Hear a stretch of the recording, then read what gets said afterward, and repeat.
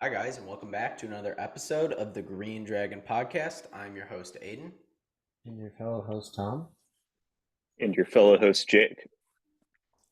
We're back with another installment. I think it's the fourth episode of our series, Foundations of Freedom.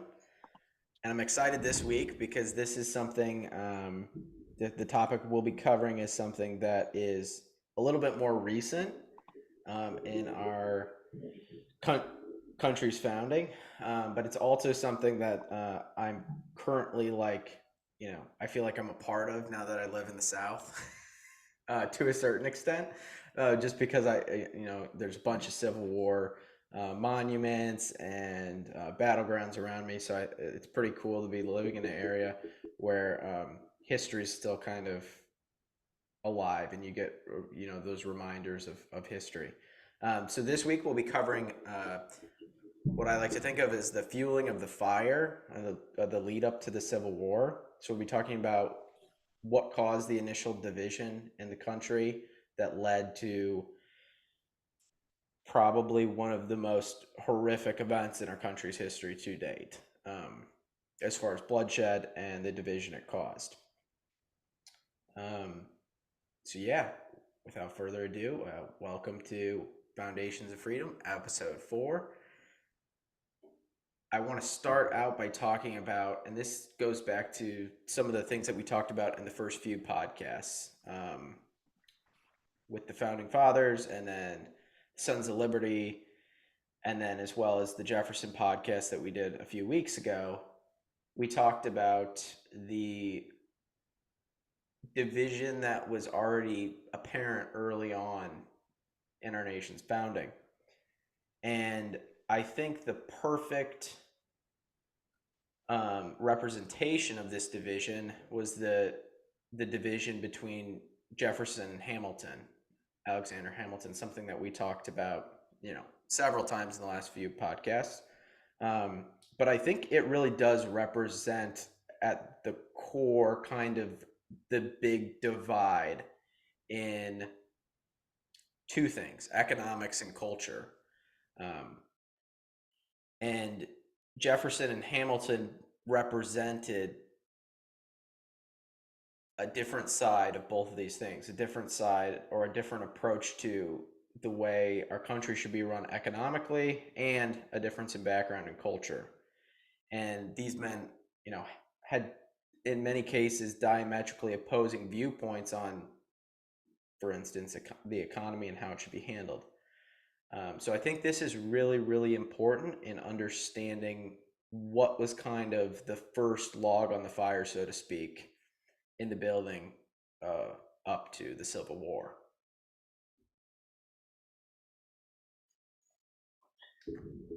Yeah, I definitely have seen that as well, Aiden. I was listening to that Jocko Willett podcast. I got to a couple, 1.5 episodes, and it's really interesting how they were talking about the different um, mentalities of the North versus the South. Like the South was centered thinking that they had to have slaves to thrive, but the North had already proven that without slaves you thrived far more. Like the difference in technology, like the North was building trains while the South was still making cloth out of cotton. And so the scale of technology was very great. And can you guys double check me on this? But it sounded like the South wanted to keep expanding territory and then make those places have slaves, right? Correct. Yeah. So Okay. essentially, especially after the Louisiana Purchase, as those new territories were being developed, and then after the Mexican American War, when we gained especially Texas too, the South saw all that new land. The southern states, I should say, saw all that new land as an opportunity to grow agriculture, um, and use those areas for the development of agriculture. But they saw the only way to do that was through slavery. So to support that agriculture. So they wanted those new territories and those new states to be areas which were allowed to have slaves, whereas the North did not want those new territories to be allowed to be slave owning states because it would mean that it would result in more house seats being taken by slave owning states, which would kind of throw off the balance of the house. So it was kind of this back and forth thing, and that's like, to your point, Tom. I think that was a huge deal, and another reason this kind of kicked off. Yeah, because it sounded like the North almost didn't really want to expand that fast right now. Like they were kind of holding back, and they didn't want to keep pushing the Indians. But it sounded like the South was okay with that. So it was really strange. It was almost like the South wanted to have their own land and have slaves and then move the Indians out. And they wanted to have their own sovereignty to do that. But the North was saying, no, you can't do that. Slavery isn't good. You can't push the Indians. And we need to resolve this in a different way. And it almost seemed like, I don't know, like, do you guys know if the South drafted like an independence letter or if they had like some sort of declaration saying that these are the reasons why they seceded? Well, I believe Jefferson Davis, who ended up being the one and only president of the Confederacy, I believe he drafted a statement of independence. Um, and let me see if I can pull that up real quick. I'm not 100% sure what that declaration or that letter contained. Um, However, I do think it mentioned slavery in it. And I'm sure because Jefferson Davis, and we'll get to this a little bit later, was, very pro-slavery and the expansion of slavery. I'm sure it had something in there that stated that. I'll try to find it as we're discussing this, and we can kind of circle back to it. Um, yeah, it's interesting, and I think we'll be talking a lot about I want to make this point real quick. We'll be talking a lot about the North and the South, um, as kind of like broad terms. But what really amazed me when I was doing research about this war is like how truly divided the nation was, not only North and South, but also like you had people in the North that were pro-slavery. You had people in the South, some people in the South that weren't all for the whole slavery thing. Um, so it wasn't. It's kind of like today, with people's political beliefs. Not everybody's centered in specific states, and so when you had this split of the North and the South, it kind of left people in this state of choosing sides, and that's what that podcast with Jocko really talked about, is the the the shift that it caused in the fabric of American society, this kind of upheaval where people really were uprooted in many cases because they felt like they had to either stand with the people that they trusted or stand with the people that were their family, stand with their state, because at that time I think most people held more allegiance to their state than to their country. um, so it was a very like tumultuous time, um, that really sent, it wasn't just like one day, everybody that believed in slavery moved down to the South and it was all good and dandy. It was really a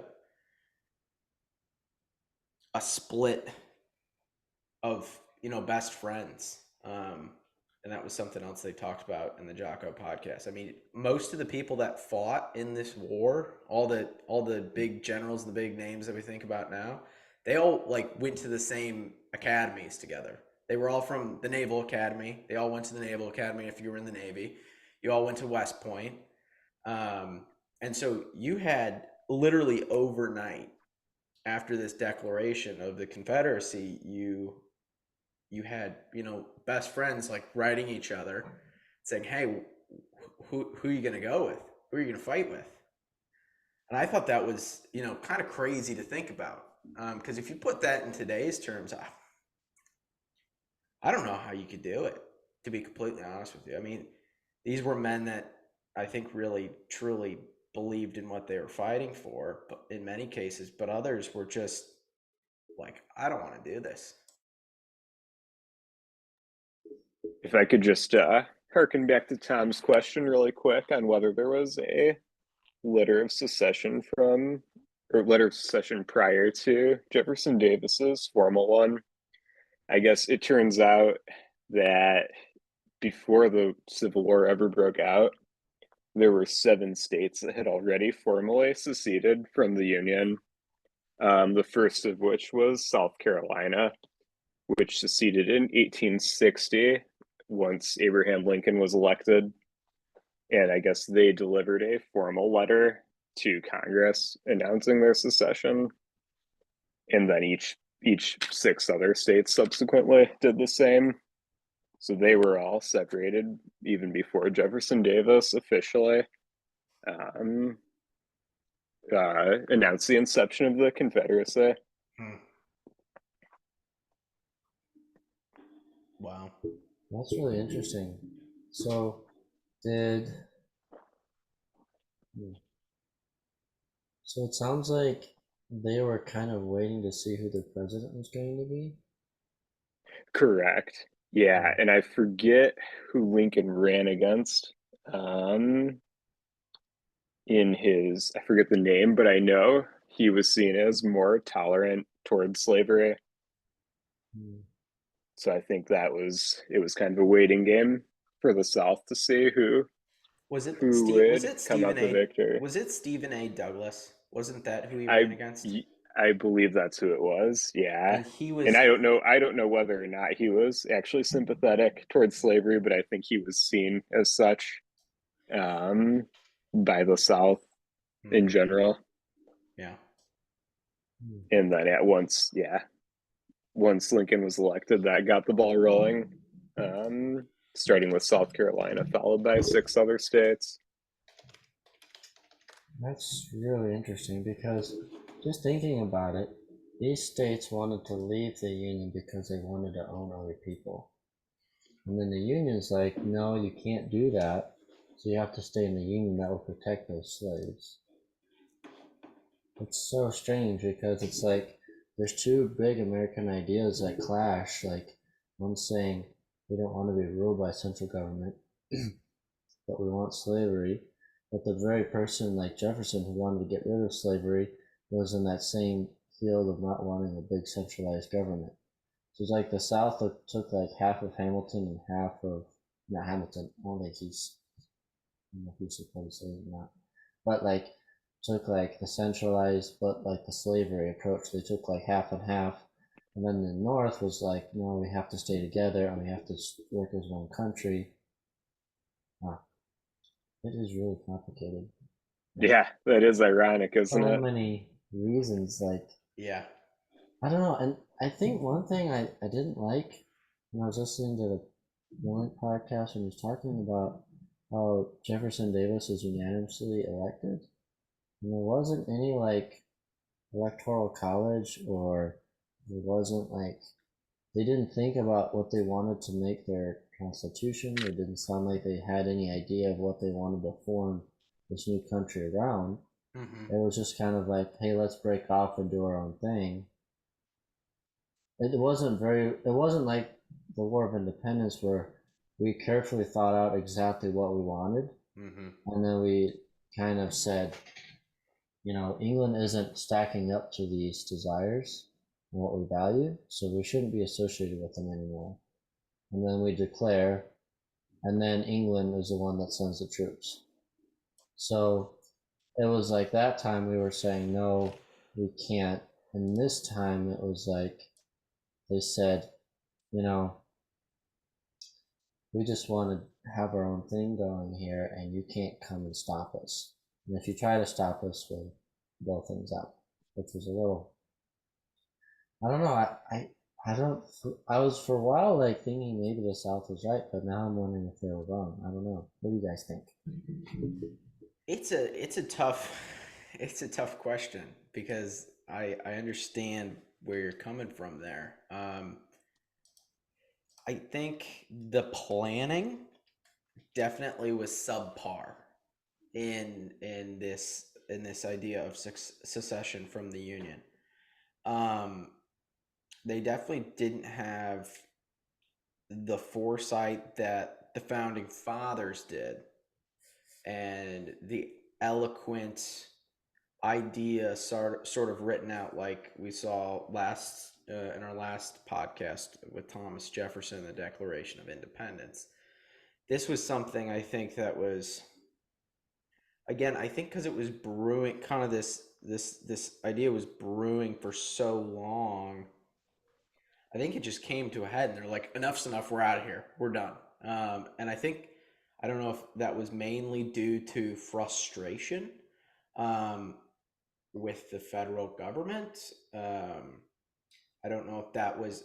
I think a lot of it had to do with the election of Lincoln, who the South saw as this really a serious threat to their livelihood and well-being. And I think this goes back a little bit to, I think a lot of these um, these points of division were sown from just the culture between the North and the South, and this was something we saw with Thomas Jefferson and Hamilton a little bit. Is the culture the cultural divide between the North and the South was something that I think today is still there in many cases. I mean, it's definitely a lot different than it was 200 years ago, and but the North was a more urban environment. Like you said, Tom, they were manufacturing all sorts of things, steam engines. They were, very, very, for the time, high tech, and they had the means and the ability to produce things, weapons, whatever it was. And the South was kind of just this. I mean, it was. Let's be honest. The South was more rural. It was focused almost solely on an agrarian lifestyle. It was mostly just farms, and they were good at farming, and they were good at producing the product, um, or growing the product, but they weren't good at manufacturing. They were sending the majority of their cotton actually to Europe to then be woven into fabric and then having it sent back to sell it. So they couldn't actually manufacture any of that fabric. And so I think it just shows you like there was a really big cultural divide, I think, between the northern and the southern states at that time, and since the beginning of the United States. Um, and in any cultural divide, you're going to have a difference in viewpoints, and I think that led to a lot of contention, and we saw this for a long time too, even after the war. I think there was a lot of, I don't know if it was hatred, jealousy, what have you, on both sides for what the other side had. And I think that was a big driving factor here. And I think it just came to a head finally. And the South got sick of the the smarter North and its federal government pushing them around, taxing them. Um, and I think they just said, enough's enough. We're done. We're out of here. Because even if you look at the tax issue, right? The tax issue is something that came up in Hamilton's plan for the U.S. economy. The South was the southern states, Virginia was very, very, very skeptical of this. And this is something I think the South maybe had right. They were super skeptical of the national debt because they said, wait, wait, wait, wait. We're going to pay your debts, for the state of New York. They weren't state, but the colony of New York at the time. We're going to pay New York's debt when we're debt free, how does that work? um, because through assumption, Hamilton in Hamilton's financial plan, it would require the states to consolidate the debt, to build this economy that he wanted to build through a national debt. And so I think, there, even from that point on, I think there was just division on all these little things, and over time they built up to a point where there was no going back. And so I think, even though obviously slavery was completely wrong, but to them, Abraham Lincoln coming in and telling them, guess what, you can't own slaves anymore, even though that was the right thing to do, for them was just like, we're not going to have these Yankees up in the North in the federal government push us around anymore, you know? And I understand that sentiment to a certain extent, but I don't think it was for the right reasons. Um,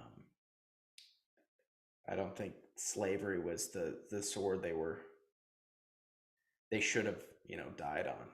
I think there was maybe some other things they could have tried to fight back against before, and gotten rid of slavery. I don't know. It's a tough one, because you can sort of see both sides of the coin. You can see the frustration that the South probably had, from the get-go. I mean, it was from the get-go too. I think it was Virginia even wrote, when they were drafting the Constitution, they had a secession clause. I believe it was Virginia had the secession clause, and I think there was a few other states too that said, "Listen, if this thing doesn't work out, we're bouncing, we're out of here," and that was written into the Constitution, or the original draft of the Constitution, or their state constitution. So, that's pretty. I think it's telling when you have states, or these colonies right from the get-go, that are like, listen, I don't know if we like this. This doesn't sound all that great. I don't like what you're proposing here, this whole federal government thing. I might want to get out of this if it doesn't work out. So I think just from that standpoint, you already start to see the divide already forming, in many ways. Yeah, I really wish Hamilton didn't push that federal government so much. Like, if they had just listened to what the states wanted, because they wanted the security of a country, but they didn't want to be taxed like that system, and they didn't want to be held down by federal regulations from one place.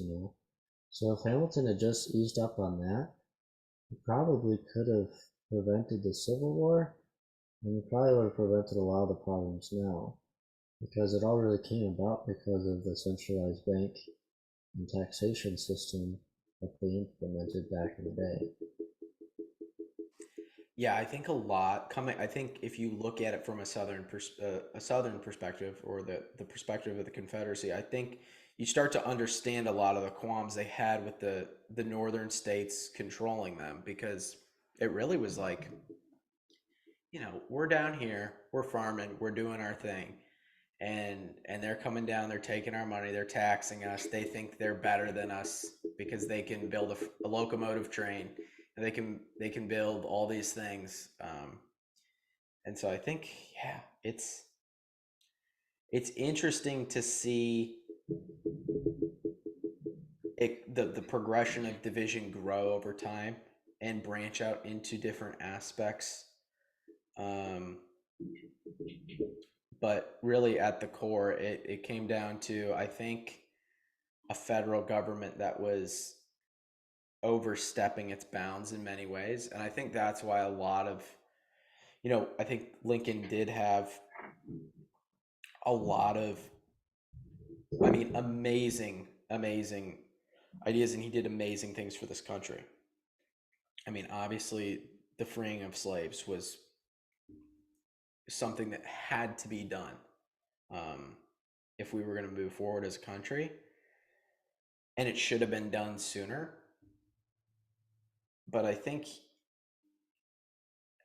you could look at it both ways. You could say Lincoln strengthened the Union by pulling the states together, and I think that's what he did. But if you look at it from a big government perspective, I don't know. I don't know if he pushed this idea of a big federal government too far. I'm not sure. I don't know what you guys think about that. Sometimes I struggle with that because I think he did like almost everything right, except I think, yeah, I don't know. Did he push the federal government to be something? Did he set it up to be something bigger? Or did he just hold together a country and make it stronger? I'm not sure. It's a question I grapple with sometimes. What's your take on that, Jake?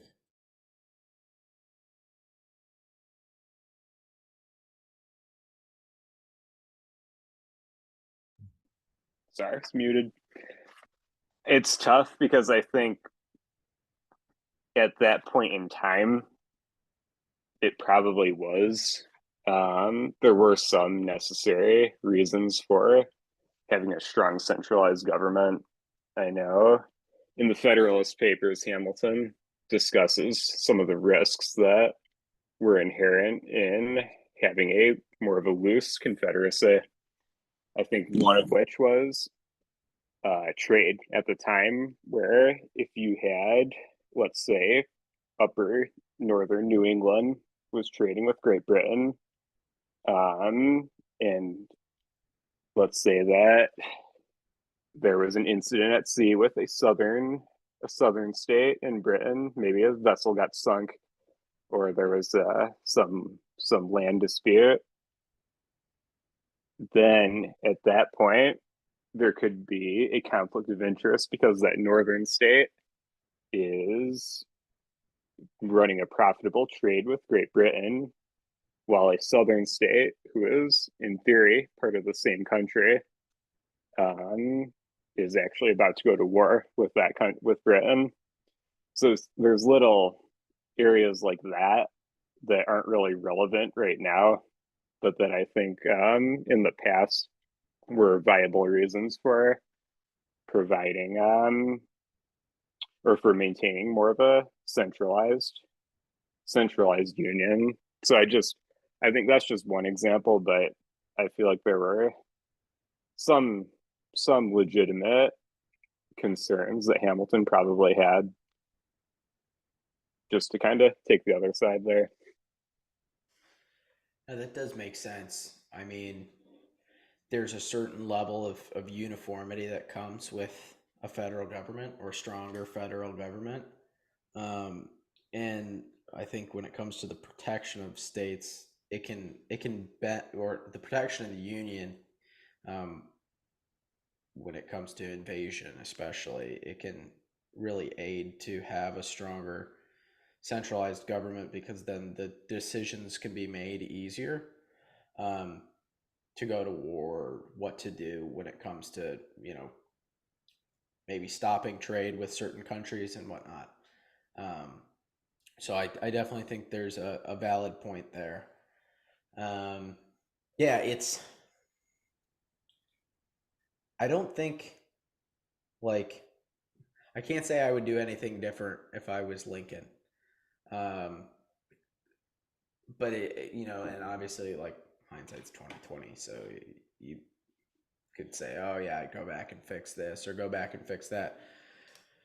But I think he did a pretty good job for the cards he was dealt. I mean, literally, like, Lincoln was elected, and the Confederacy, the Confederate States, like, seceded like the next day, and he was basically just thrown into this role. Like, what are you gonna do? Um, and so, I mean, to just come out of the gates like that, I think, and make those big decisions, I think was pretty impressive from Lincoln. And also, I mean, to stick to his morals too. I think that's what I find the most impressive about Lincoln is the way he, never really backed down from the subject of slavery. I mean, he said he was good. He said, he voiced his opinions on slavery. He was elected president. What did he do? He emancipated the slaves, right? And he they fought he fought or led the country in the bloodiest war ever in our history fought on our grounds. And so I think, his ability to stand by his word on that is pretty impressive as a president. And that's what I most respect out of Lincoln. He wasn't afraid to do what it took to make sure wrongs were righted. And I think that's something that set him apart maybe from somebody like Thomas Jefferson. If you look at our country's great founders and leaders, Thomas Jefferson had a lot of great ideas, but when it came to put like those great ideas into practice, especially the morality ones, he wasn't always the best at it. But Lincoln, in the face of war, in the face of this destruction of the Union, he stood up and did what he thought was right, which I think is extremely impressive. Yeah, I'm with you there, Aiden, because I don't know if you guys have ever read Lincoln's speeches and his thoughts and his writings, but they're very well articulated, and he had done a lot of thinking and writing before he was president, talking a lot about the stuff that was, kind of happening. And he had mentioned in one part that the South, here he said this, that there were people that weren't going to not leave without a fight, and there were people that weren't going to let them leave without a fight. So it's pretty much saying that either way, someone's going to fight for this. And he said that they didn't want to talk about it anymore. It's really interesting because I don't know. I guess the vibe I get when I'm listening to just like the history, it seems like the South was saying we're better than the North, and we can therefore leave when we want to. The North is saying, wait a minute, you can't just leave. You have to have really good reasons for this. And why are you just leaving all of a sudden? Like, can't we talk about this? And then the South is like, nope, we're gone. And then the North is like, wait, come back. And then the South's like, nope, we're building an army. And the North is like, okay. And then it sounded like everyone's like, okay, 90 days, let's get this done. If you really want to fight, we're going to fight. And then we're going to just pack this up. We're going to come back. We're going to settle this thing down right. But we know it just escalated into something so much worse. But I don't know. I guess that's the thing that kind of irritates me about it, because it didn't seem like they were willing to talk about everything. And granted, maybe the North wasn't listening very well. But at the same time, the North was also telling the South, like, hey, you can't just keep expanding at the rate you're expanding. And then the South is like, well, we can, and we should have slaves. And the North is like, well, that's not really freedom, that's not American. And the South is like, well, sovereignty as a state is American. The North is like, yeah, but I don't know. There's like so many different conversations colliding over this. I know. We don't really know. There's no like definitive like, why are you leaving? Yeah. And I don't know if there's like a definitive like. I'm sure, with all the good intent Lincoln had for keeping the Union together and obviously ending slavery, there's a lot of great intent there. But I don't know if I could and obviously maybe we need to get an expert on. I don't know if I could definitively say all of the northern states' intentions for keeping the South in line were altruistic, so to speak. You know what I mean? I feel like there was probably some pressure there because they were going to lose out on most of. I mean, the North and the South. I mean, the South had massive amounts of agriculture, and you have to think. I'm sure some of those northern states depended on the agriculture of the South. So if the South was going to leave, and then they were going to be petty about it, that wasn't gonna work out too well in the northern states' favor. So it's tough because it's like, well, I'm like, I know I believe that Lincoln's intentions as far as ending slavery and trying to, for the I think his intentions were for the better part good intentions, but I don't know if I could say that every northerner and every politician in the union was really trying to do it for those reasons. Because because even just listening to the podcast, it sounded like there was a lot of northern um, pro-slavery people that were pro-slavery in the North. So that's something I want to look into more. Is like what was the general consensus on that? Like, that's not something I really, maybe you guys know this, was like the general population fed up with slavery?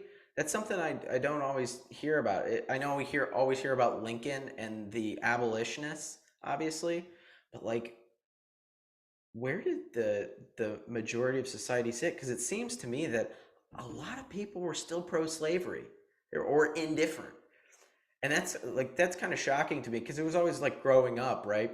You always like taught, well, the North was all the good guys and they were all anti-slavery, and the South was all the bad guys and they were pro-slavery. But it really wasn't like that.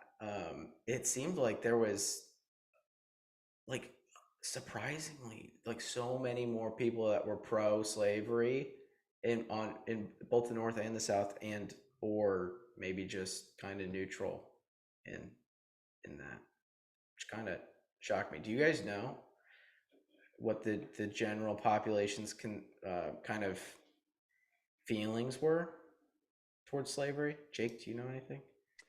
I do not. I'm right now on my laptop trying to look up if there's any statistics on that or we need just we need to general. bring in a Civil War expert. I think that's maybe Yeah, one of our goals for the next episode on this, because there's just a lot of like burning questions I have about this stuff. yeah. It's Um, tough when you don't have any polls or automated exactly. responses back then. So I don't know. It might be hard for anyone to know really what the general sentiment was unless True. other than through word of mouth passed down through generations. Yeah. Well, like even Um, even Lincoln was born married into a family that was pro-slavery, I believe.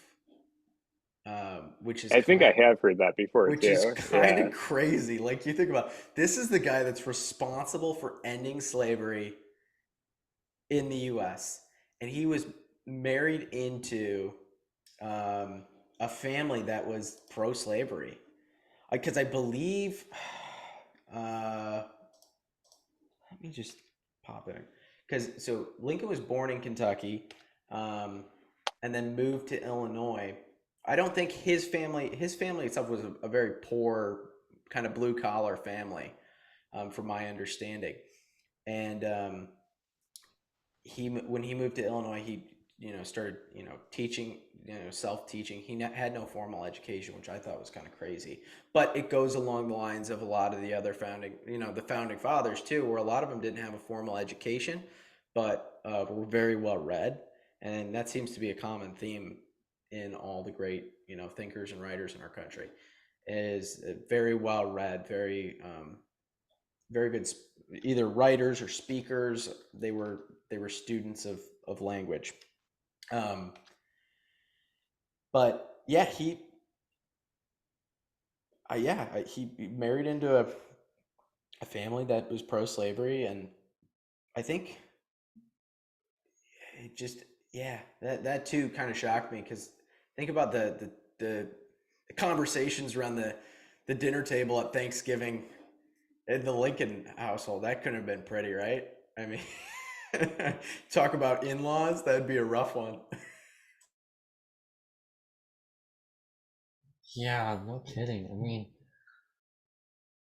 I wonder why he did that. Maybe he was trying to show people that you can be converted.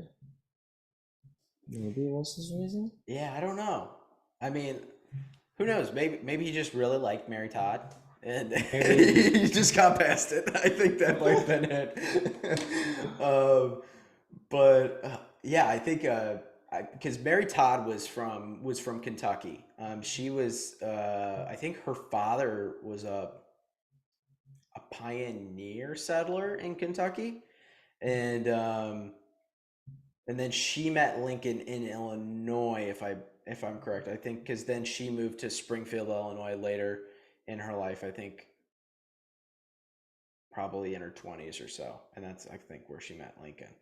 Um, Kind of when he was just coming up. I think he was still kind of this gangly, tall, poor, blue collar man that was. I just imagine Lincoln to be kind of awkward. Like those people like kind of tall and yeah, I don't know, just like kind of nerdy. I just kind of imagine him with his face in a book all the time. I don't know. But then on the other side, I think you had like the polar opposite of Lincoln, which was interesting in Jefferson Davis and the president of the Confederacy, because he was born in Kentucky as well, to a very large Southern family, which was very wealthy. So he was basically like a Southern aristocrat. And then he moved from Kentucky, or they moved from Kentucky to Mississippi, and his family owned a plantation in Mississippi. So they were, pro-slavery and pro the expansion of slavery. But he was very, formally educated. He went to West Point with a lot of the men that ended up being generals in the Civil War. Um, so that I think that benefited him when it came down to who was picking sides in many cases because they knew Jefferson Davis. They trusted Jefferson Davis from the time at West Point. And they're like, you know what? I don't know this Lincoln guy. He never served in the army. He seems kind of crazy. I'm going to go with my buddy. Um, Jefferson Davis fought in the Mexican American War, correct? I believe he fought. I forget. I wish I had the list of all Um, the guys that fought in the Mexican American War that also were like big players in the Civil War as well. But wasn't Robert E. Lee another one of them. Um, and then Sherman, was Sherman also. pretty sure. I believe he also fought in the Mexican American War, and I believe he also went to West Point as well. Um, So you've Yeah. got all these guys that are like coming from the same place,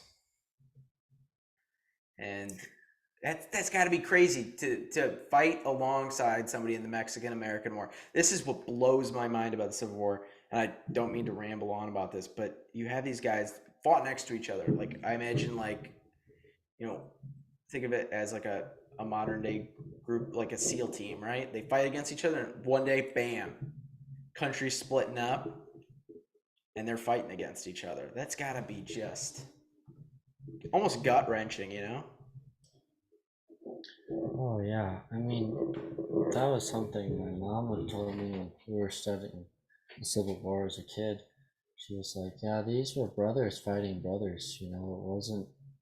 It's not like we were fighting invaders or other people that we'd never met before, so there weren't any familial feelings. But you were pointing a gun at your fellow American and probably someone you knew, and it's like, well, what do you do there? It's like you don't know what to do.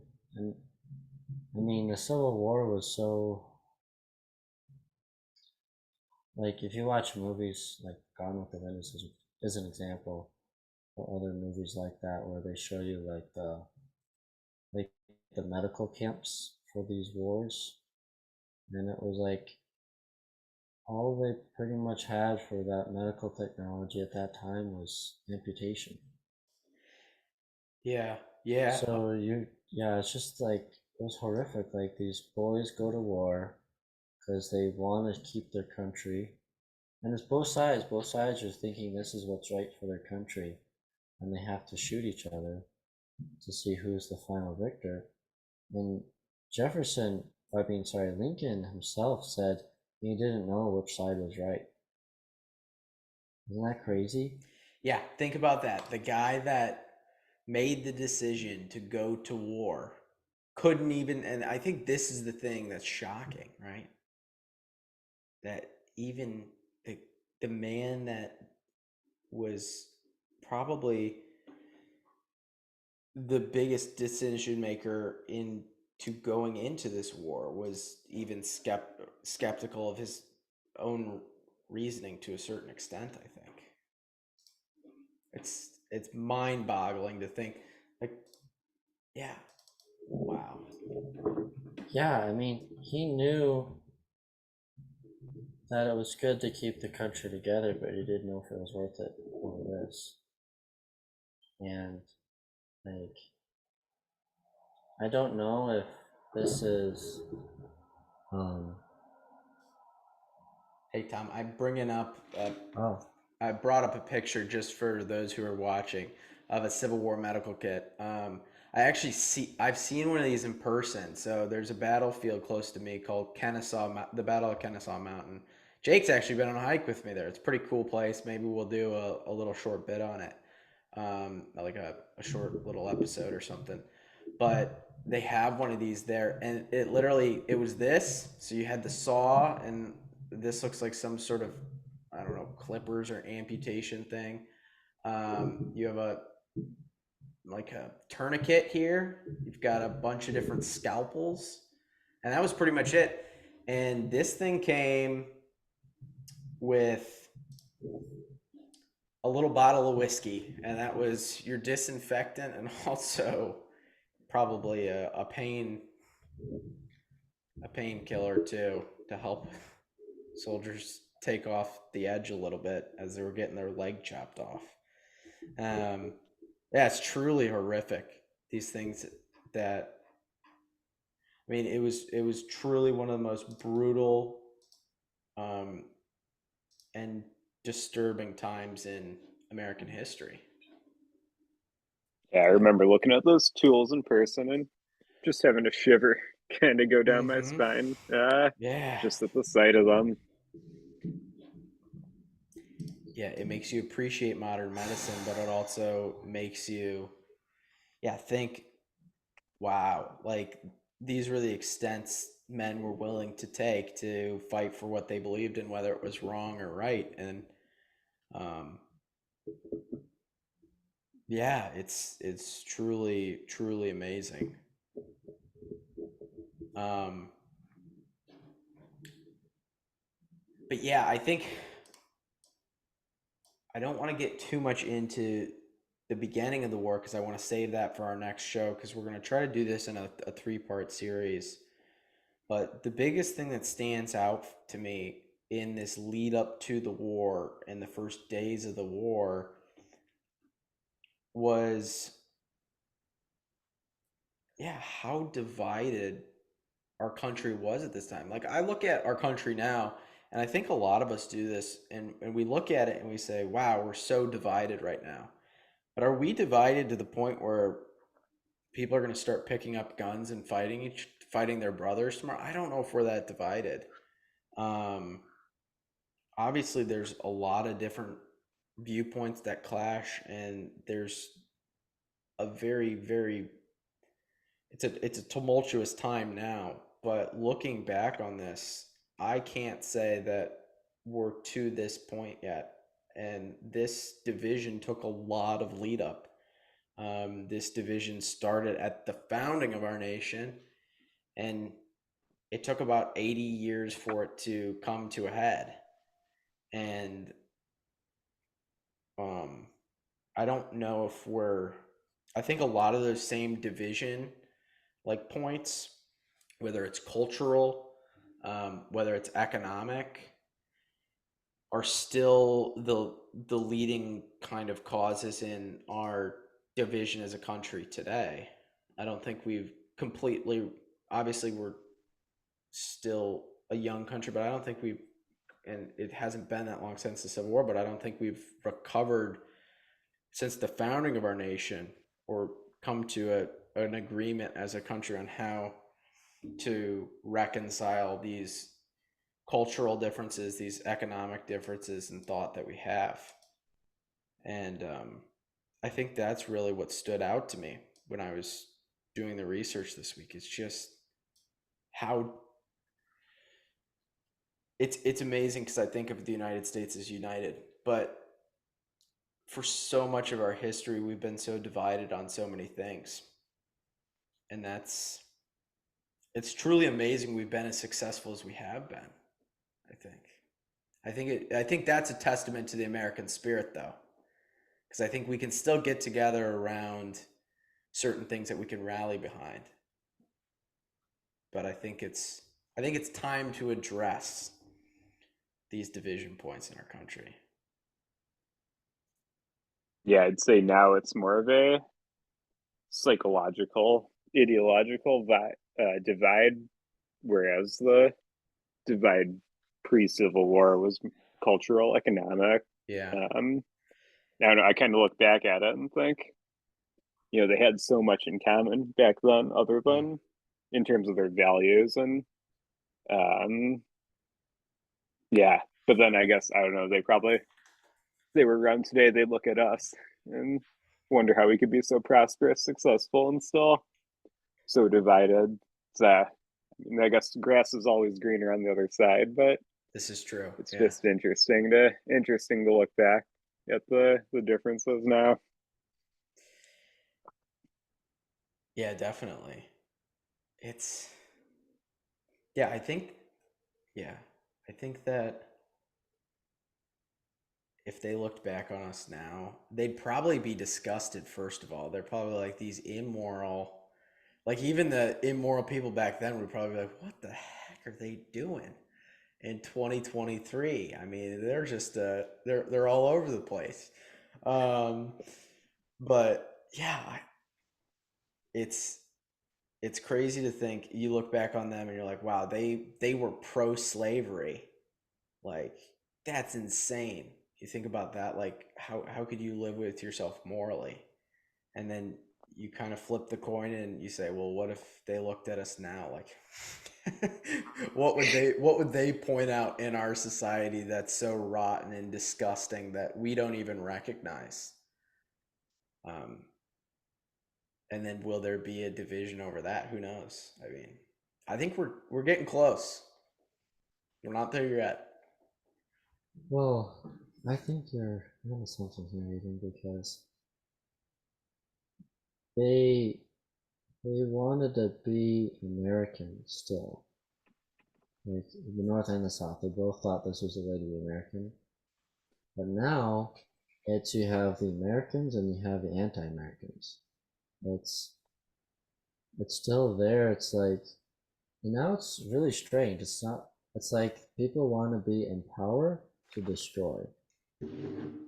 Like they want to steal as much as they can so they can destroy as much of America as they can. Where before they wanted to hold on and build what they thought was the best part of America. And so now I think it may be worse of a tragedy in our minds than it was back then, because back then they were still looking for what they thought was best. Now people are for America or against America. And the people that are against America want to pretty much annihilate everything we have because they think it's evil. But the thing is that the very thing they think is evil is the thing that the true Americans fought to stop. Like people say, like, well, America was so bad to black people. It's like, well, actually, we're probably one of the best people to black people now because we offer opportunity for them and their families, and we resolved that issue over a war. And then they say like, oh, America extorts people. It's like, well, we kind of figured that out pretty fast that that doesn't work out well. And now we're like the builders of all the civilizations of the world. Like we have all the countries that we went to war with of World War One and Two, and we were sending aid to them as soon as the guns stopped firing. Like people think America is bad for some reason, But they usually say it's bad because we're not doing enough for other people. In reality, we're doing so much, and if we were really set free, we would do so much more. I think it's just sad to see how it was like truly zealous Americans on both sides, and it ended in a terrible conflict. Now you have pro-Americans and you have people trying to destroy us. And I just wanted to add one thing about something really interesting. At the time of Lincoln, before he was coming in, there were a lot of street riots actually, like a lot of like burnings and bad things happening. And he said that America can never fall from the out in, but it could fall from the inward out. And that's the same thing that we're seeing now. It's like if you attack us from the outside, we won't win. But if you attack us from the inside, there may be a chance. Yeah, I think you're totally right there, Tom. I think you made a great point. It's we're not gonna fight, or America won't fall because of a threat from the outside necessarily. It's gonna be the will and the determination of us as Americans to hold true to what America is really about. Um, and so that's going to be the requirement if we want to continue being a nation founded on the principles that our founding fathers, you know, started America on, which is freedom, life, liberty, and the pursuit of happiness for all. And so it's come to that turning point, and so the American people is what holds America together. And so if we're divided, and this is what we saw during the Civil War, if we're divided within, we're weak. But I think we have to band together and find commonality to strengthen that American idea.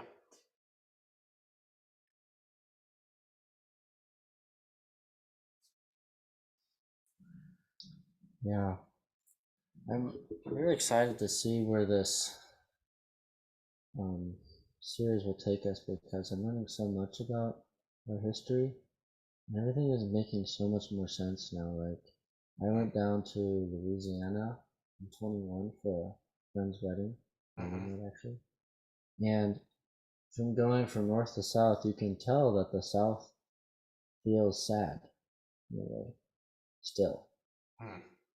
Like, you can kind of tell that they still are trying to recoup from the Civil War, and the North is kind of, they think like everything's back to normal. So it's really strange to see because I think when you have a fight like that within your own country, it's really hard to heal the wounds because a lot of the people you want to say sorry to aren't there anymore.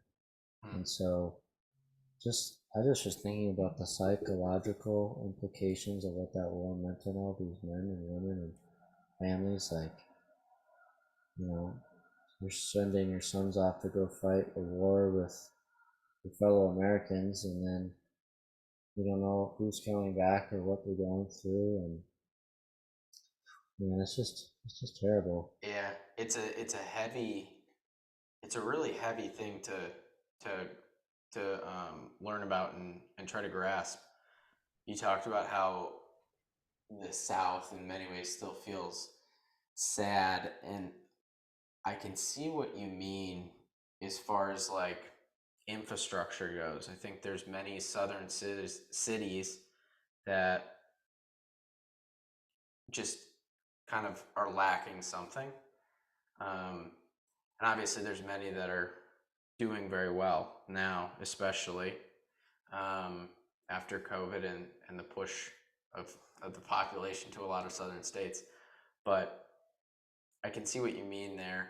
In a lot of communities, there's, I think, still healing wounds happening.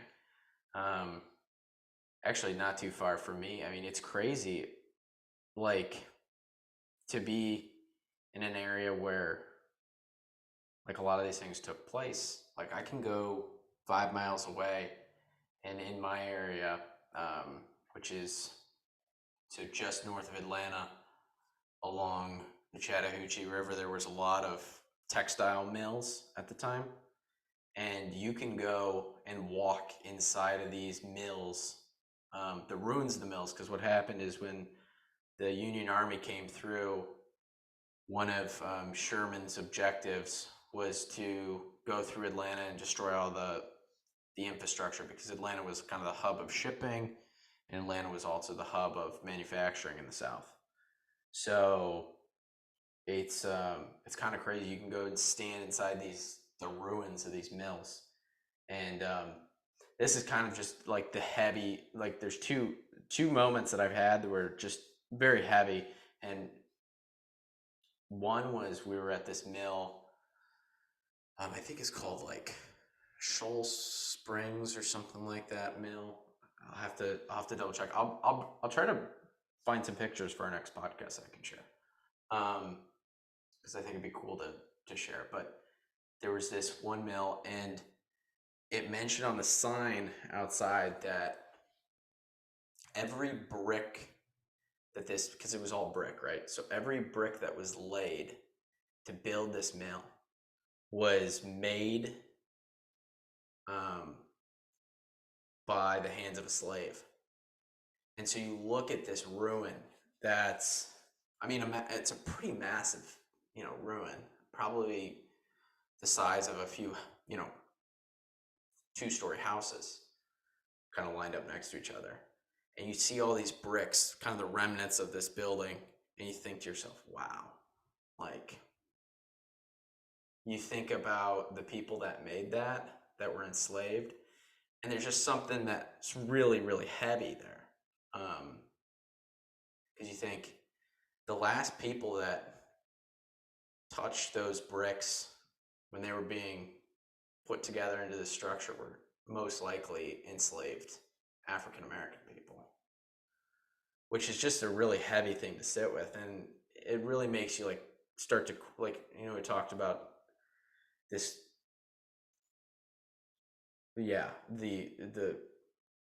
this idea of like slavery being a part of our country from the very beginning. It's just appalling that was even a thing. There's that one, and then there's another one where when the North came through, and this is kind of like the opposite end. So that one, really makes you think about the motives of the South. But then this one is just crazy too. There's another mill. It's called Roswell Mill. It's just north of me. But when when Sherman's army came through, they went through that one too. A lot of the women and children worked at this mill.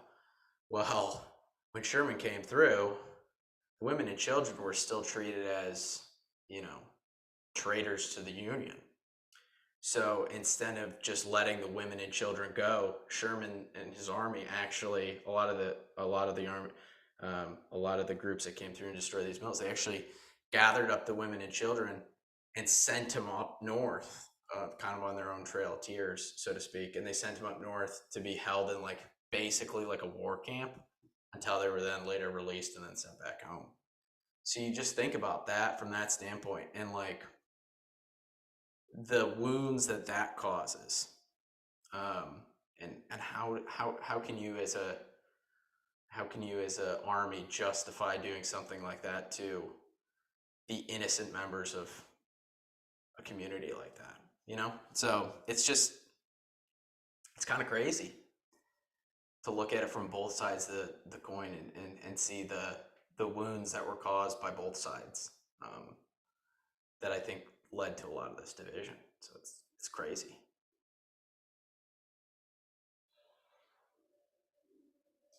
Yeah, that is crazy. Wow. That's wild that you can still walk through those places.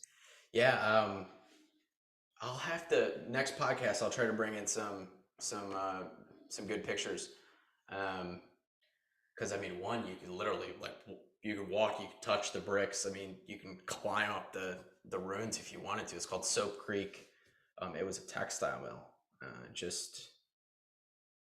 I think it's technically in Buckhead, what would be Buckhead, but it's right along the river. So they're all built along the river, but it's really fascinating. They're everywhere. I mean, you just go around, drive around, and I mean, I could probably hit 20, 30 different spots in the greater Atlanta area that are all different ruins of different mills. And yeah, it's crazy to be able to like touch history.